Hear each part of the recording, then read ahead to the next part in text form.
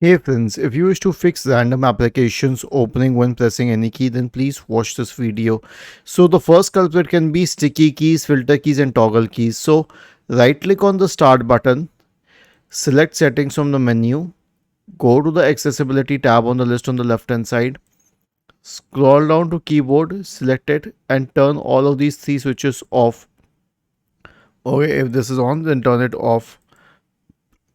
Once this is done, you can run a malware scan.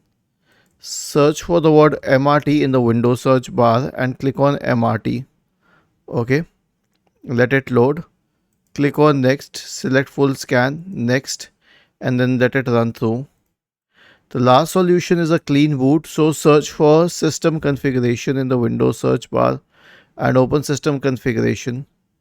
Go to the services tab, check the box associated with hide all Microsoft services.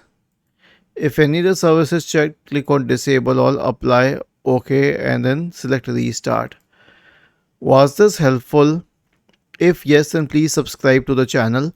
If not, then let us know in the comment section of the video on how we could help you further.